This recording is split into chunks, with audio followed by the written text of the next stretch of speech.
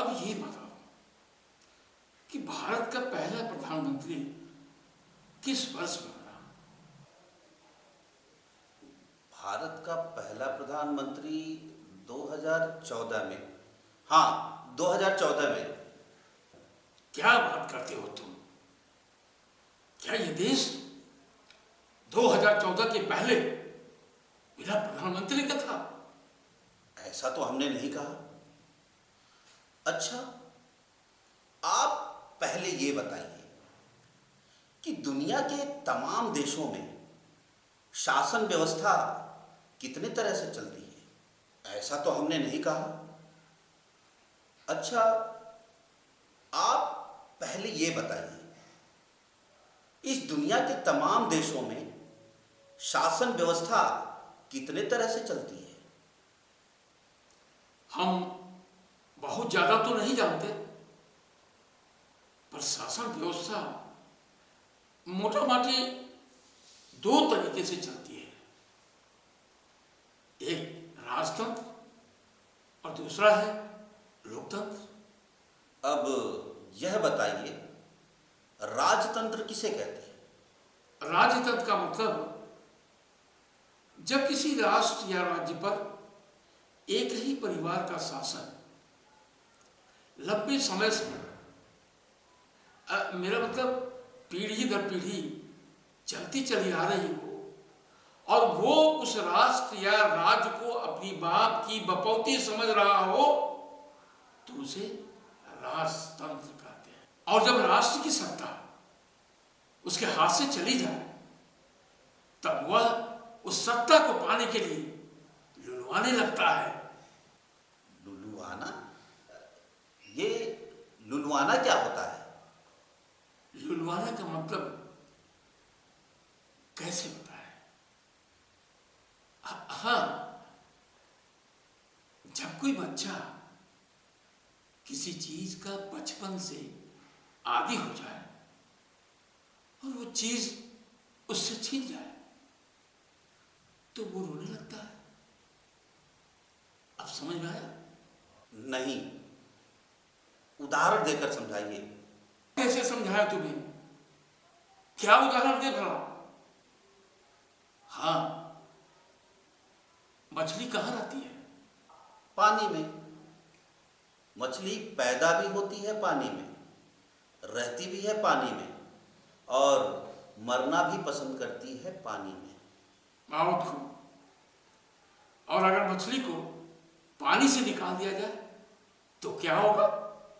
पानी के लिए तड़पने लगती है, और क्या? वो तड़पने नहीं, लुलवाने लगती है पानी के लिए। इसी तरह जो सत्ता का स्वाद जन्म से चख लेता है, वो सत्ता से दूर होने पर सत्ता के लिए लुलवाने लगता है। और सत्ता पाने के लिए देश ही नहीं, दुश्मन देश से भी गुहार लगाता है। वह देश के दुश्मनों से मिलकर सत्ता को हथियाने का जुगत लगाता है। यानी सत्ता रूपी जल में जिस नेता रूपी मछली का जन्म होता है, वो उसी जल में रहना और उसी में मरना पसंद करता है। अगर सत्ता रूपी जल से नेता रूपी मछली को निकाल दिया जाए, तो वो उसी तरह लुलवाने लगता है जैसे पानी बिना मछली। अब समझ में आया? हाँ, समझ गया। अब ये बताइए, लोकतंत्र किसे कहते हैं? लोकतंत्र का मतलब होता है लोगों का तंत्र, यानी लोगों के द्वारा लोगों के लिए चुनी हुई सरकार। या तो तुम बहुमत के द्वारा लिया गया निर्णय भी कह सकते हो। अच्छा, हमारे देश में शुरू से मेरा मतलब 47 के बाद से लोकतंत्र है या राजतंत्र? क्या बात करते हो? तुम्हें इतना भी पता नहीं कि हमारा देश एक महान और एक मजबूत लोकतांत्रिक देश है। अच्छा, ये बताइए, इस महान और मजबूत लोकतंत्र का पहला प्रधानमंत्री कौन था? एक दूरदर्शी महामानव पंडित जवाहरलाल नेहरू।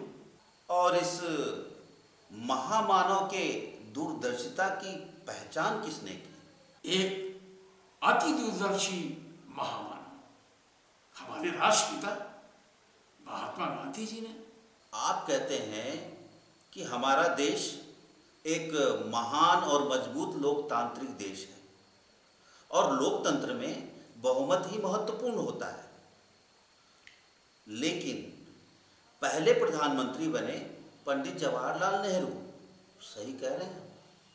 एकदम सही, पहले प्रधानमंत्री नेहरू ही बने।